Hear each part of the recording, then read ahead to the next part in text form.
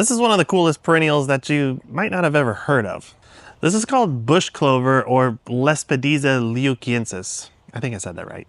It's kind of a hybrid between a shrub and a perennial, so it does die back to the ground similar to a perennial and then resprout from the root, but it gets big and bushy like a shrub, so we kind of keep it in our shrub yard for that reason.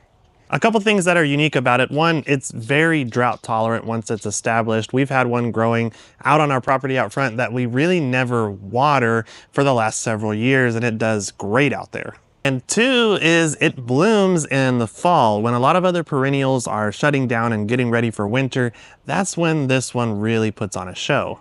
It gets just covered in these little pinky purple blossoms that remind me a lot of pea blossoms.